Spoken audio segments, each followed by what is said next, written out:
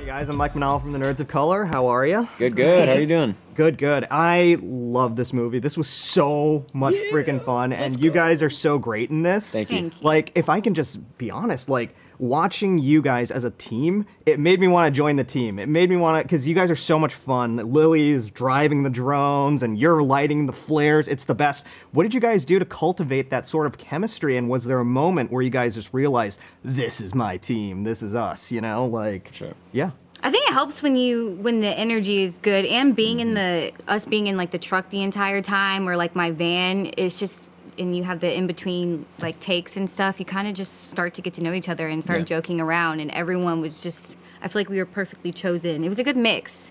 Isaac did well on like the casting, and I think that kind of just made it smooth and easy. Yeah, you got like the right groups together, and everyone just got along within the cast, and I think they had a good eye for that, of just understanding people's heart. They were willing to get along, and also just sending us research pieces that we needed as well. And welcome to the Wranglers too, by the way. This fit is crazy. I know. You snapped your Tornado Wrangler with us. Yeah. That is an honor to hear that, by the way. You can join the truck. Yeah, of course. You're in the truck. You in the truck. For Twisters 3. Yeah. No, all things considered, you know, that first movie was one of those movies that I wore out on VHS when I was growing up. It's such a classic. To this day, people remember it. So there's a lot of pressure to live up to that. And I think you guys, like, exceed expectations and live up to it, but exceed those, the quality of that first movie with a movie that's just brilliantly emotional and wonderful.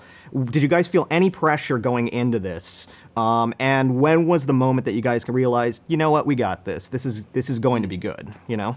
I'd definitely say there's pressure no matter what when you're, you know, essentially doing another version or a remake or any of that. But a lot of pressure, but at the same time, we have Isaac, and that really just was like, we'll be, you know, you can trust that he's gonna add his like special touch. So.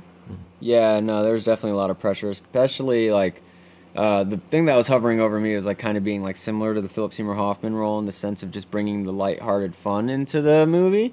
And yeah, that's like one of the best actors to ever do it. So rest in peace to that legend.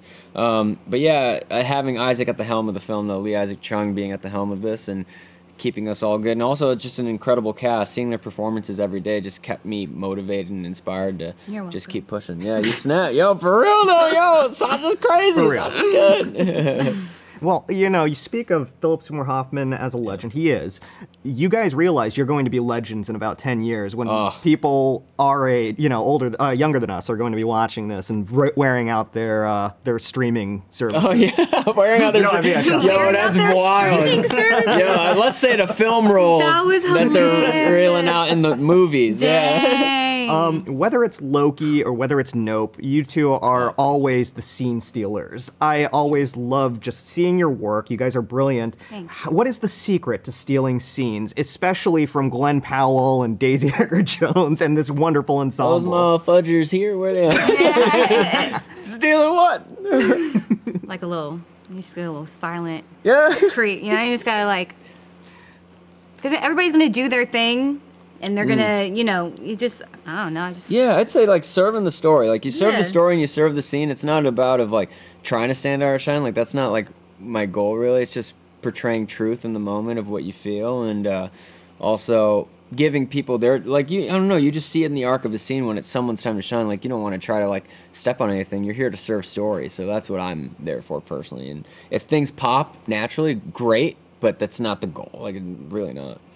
If I can just say, my last thing, you know, whether it's Boone or Lily, you guys just came out there as memorable characters. And I think part of really stealing the scenes, if I may, just as a viewer, is that you guys create these brilliant characters that are just wonderful. So from the bottom of my heart, thank you so much for doing this movie. Thank you so much for being such great characters and great actors, and I can't wait for everyone to see this one. Oh, cheers. Sweet. Thank you so much. You crushed it, man. Yeah. Nerds of Color. Let's go. Let's go. Katie, I'm Mike Manal from the Nerds of Color. How are you? I'm great. How are you? Great. Thank you so much. It's an honor to talk to you, and what a fun and amazing film. I just loved seeing you in this. I loved seeing you this entire year. You gave one of the best performances I've seen this year in Love Lies Bleeding. So thank you. I'm looking forward to seeing all the acclaim for that. To go from that to a big summer blockbuster like Twisters, What's that like for you as an actress? How do you shift gears from two completely different roles in two completely different movies within the same like time frame of one another, you know? This was Twisters was so much more laid back than Love Lies Bleeding. It's you know, obviously I was much more of a supporting character in this movie, and so and I didn't have to work out 3 hours a day. So it was just a time to have fun and enjoy the environment, enjoy the cast and crew. We got to work with some storm chasers, and it was really cool to talk to them about their passion and what they do. So yeah, it was just kind of more of a lay back and learn experience, I think, this time around. It's awesome just seeing you do both, though. I mean, it's like there's nothing you can't do, you know? I can't dance, actually. But yeah. We'll have you dance in the next one for sure. Oh my God. Twisters 3. One of the things that I loved about this movie is it's a reunion of sorts between you and Isaac, because you guys did The Convert, one of the best episodes of Mandalorian season 3, Sure, yeah. and now this, and they're similar in the sense that there's action in both, but other than that, they couldn't be more different, you know? What was the difference really working with Isaac then and then working with Isaac now? I mean, was there anything really that you took from that first experience and brought on to this one, and, you know, with him with you as well? I signed onto this project literally because Isaac was directing it, and I just think he's such a phenomenal director. He brings a beautiful depth to characters, but also really has a love and like an understanding of environmental conditions. I mean, we saw it in Minari, and we see it here, how people and planet have to balance. So I just knowing how he works, it's very laid back. It's very low stress. I don't think I've ever heard him raise his voice except to like project to us from afar.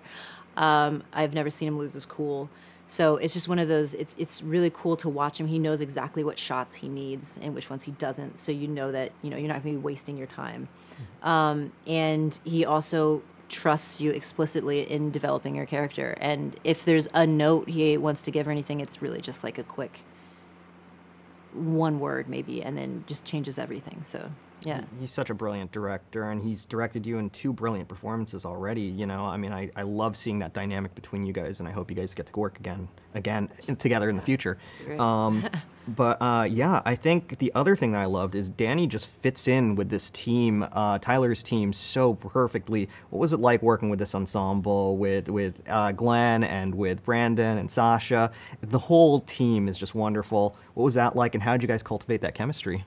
Well, we're all just kind of dropped into Oklahoma, right? None of us are from there, and we don't know where to go, what to do, anything.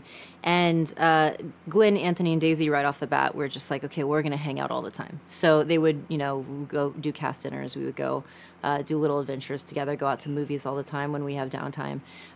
So we really got to befriend each other off screen as well as on screen. And I think that chemistry translated. We were just able to have fun and be wild and take risks and, you know, enjoy each other, which was really great. And yeah, I hope it added to it. I haven't seen the completed film yet. You know, I've seen like an early version. It is amazing. Okay, great. And you're great in it as well. And honestly, I can't wait for people to meet Danny and see this entire wonderful ragtag team. It's a worthy successor to the original. And honestly, just seeing your career get bigger and bigger with each amazing performance that you have, it's just wonderful, and it warms our hearts. So thank you so much, Katy. Thank you. I appreciate it. Yeah. Have a great one. You too. All right. No, your first tornado. Isn't that the best shirt? It's so much fun. For Spider-Man, they didn't mind. The activists, directors, comments and the lectures, fanboys, professional artists and professors. Maybe a nerd who's just like you, talking about the things that you like too. So I invite you to the NOC. In full color, you see me. The Hard Knock